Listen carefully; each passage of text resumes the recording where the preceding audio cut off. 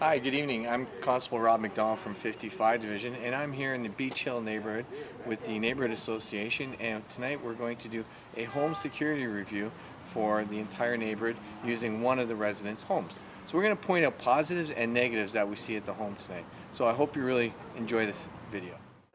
Okay, at this particular one we have an excellent example of community shrubbery. Everything is below 2 feet tall, okay, and what it allows is open sight lines for us. So if you're walking up, you can see, looking at the house, it's very open. So if anybody is on your porch trying to do something untoward to gain entry in your home, very visible. So I always recommend to people that your greenery and shrubbery be below 2 feet or above 6 feet. Keep that window between 2 feet and 6 feet wide open, because that would fit into most people's size to be seen. Okay, in this particular instance, in the city of Toronto, we have large recycling and garbage bins, as well as our green compost bins.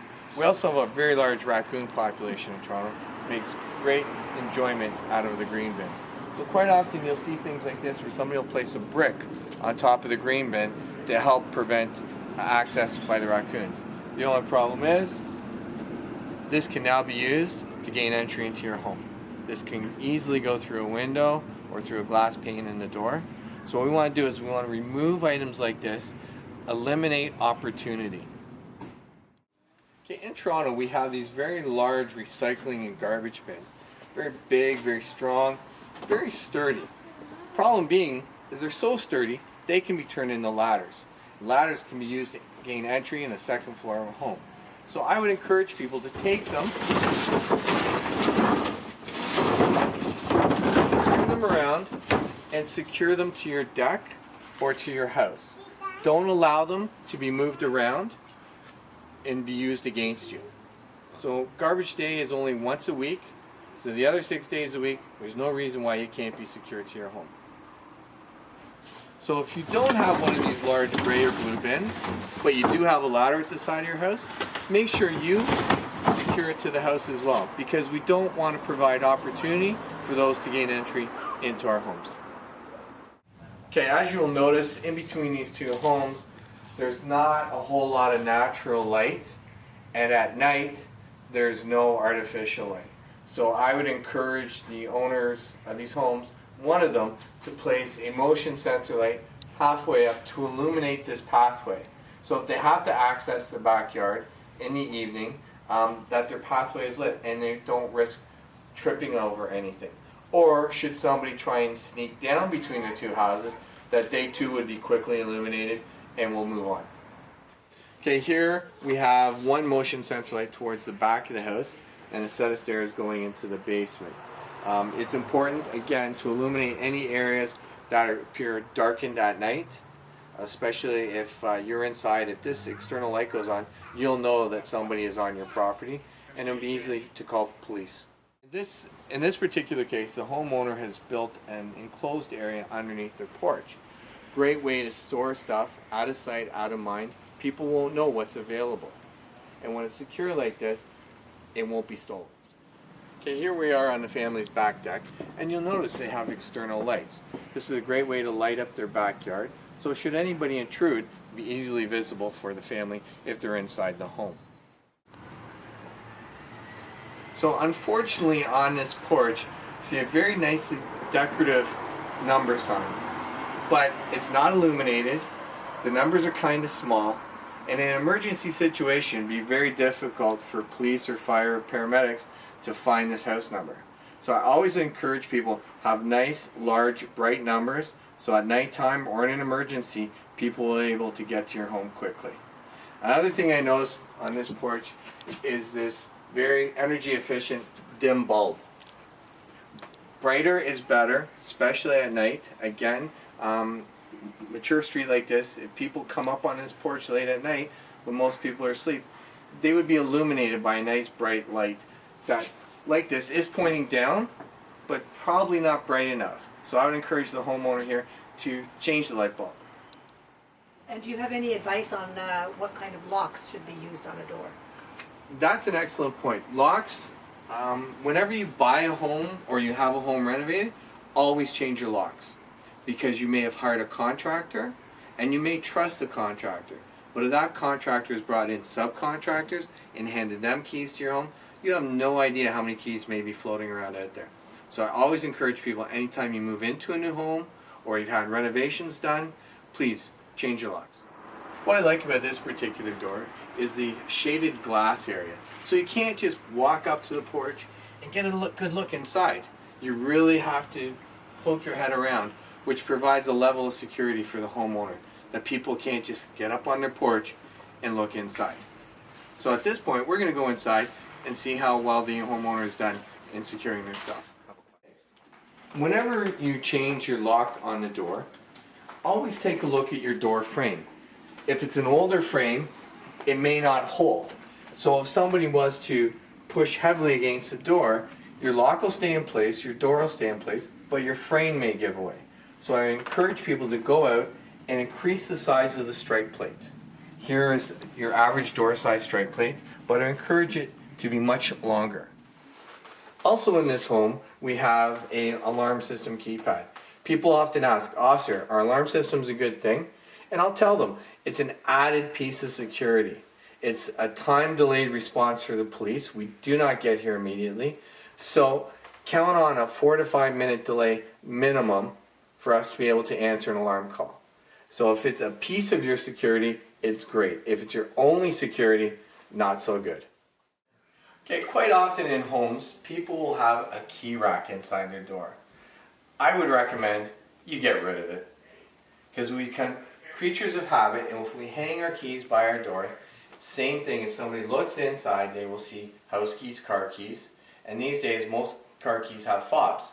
So they come in, they break in, they remove the keys, and if they hit the fob enough, they'll find which car is yours on the street, and your car will be gone. So please, don't leave keys hanging inside the front door. It's really not that convenient, especially if you don't put them there every day. This particular homeowner has purchased crank open windows. Excellent for security purposes, very difficult compared to an average slider to gain entry in. You'll also notice they have some shears on the windows, again obstructing part of the view into their home, but still allowing natural light in, and then you'll see outside as well. Quite often people will take a piece of wood and use it as a stopper for a sliding glass door or a sliding window. Unfortunately, in this case, that piece of wood came up, that much too short. The wood needs to be snug so the door can't be moved even an inch. So in this case, it doesn't quite do the trick. The other option is, these days, you can get an arm that will come down from the frame and attach to the other side and stay in place. When you want to open the door, just lift the arm back into the frame and it's good to go. Particular room on the second floor of the home. Again, we have crank windows on a very steep slope roof, which would make it very difficult for anybody to try to gain entry into this room. There's also some natural crime prevention pieces here with the large trees providing foliage so people won't be able to see into the room from ground level. You're probably wondering, why are we in this tiny little secure bathroom? Well, the reason being is most of us are creatures of habit, and when we prepare for bed at night, it's usually in the bathroom or our bedroom. And if we take our jewelry off, watches, rings, whatever, we usually leave them behind, and the next morning, if we're changing and putting on another watch or jewelry, we'll leave the stuff here. Unfortunately, most people who break into homes will check the master bedroom and the bathroom first.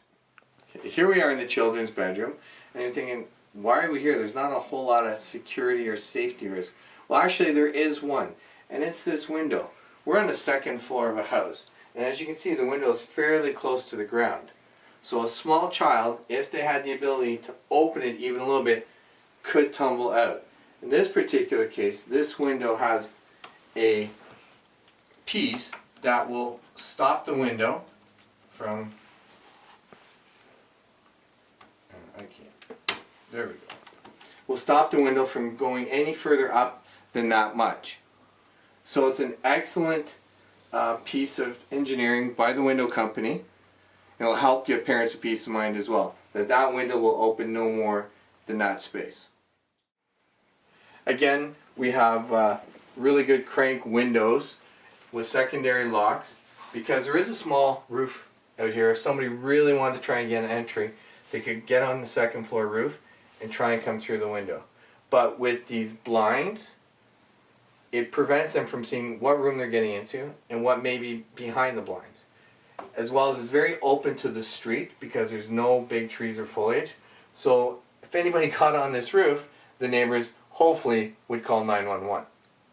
Now, the other thing I would like to encourage people, again, since most people don't have home phones anymore, and we've gone to pretty much a cellular world, always charge your BlackBerry, iPhone, Samsung, whatever you have, in your bedroom. Because worst case scenario, should somebody break in your home in the middle of the night and you need to call 911, you don't want to be looking for a phone to use. So if you charge it in your bedside table, pick up your phone, call 911, and secure yourself in your room till police arrive. Here we are in the basement of the home, and we've come across some bars on the basement windows. Now, people always ask me, is it a good idea? Is it a bad idea? If you have children, I don't recommend them. Because unfortunately, I think worst case scenario, and if this window is your only exit and it's got bars covering it, you're not going to have a very good day. So if you're older and your children are growing or you don't have any with you, feel free to put bars on your basement windows. But if you have kids, I would not recommend it. So when it comes to like the softer spot of the house, which is the weakest point, the basement window or the main floor window? Quite often it's the basement window. In a case like this is still a good size where an adult could fit through. And that's probably why the homeowner installed the bars.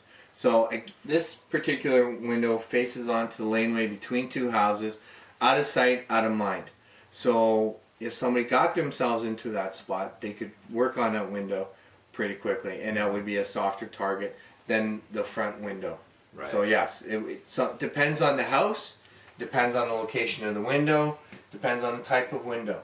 What I would recommend, if people don't want to put bars on, put a window covering over so people can't see what's in the basement, what may be available to them, or what may be behind the window covering. Mm-hmm. It's always important to think when you're securing your home to do it in layers. Make it very, very difficult for people to break in. Take away opportunities, kind of like the bricks we saw outside, securing our gray bins and blue bins, and making sure we don't leave our items of importance available should somebody get into our home. Thanks again to Beach Hill Neighbourhood Association for allowing me to come into your home and do this. It's greatly appreciated, and we'll do it again later.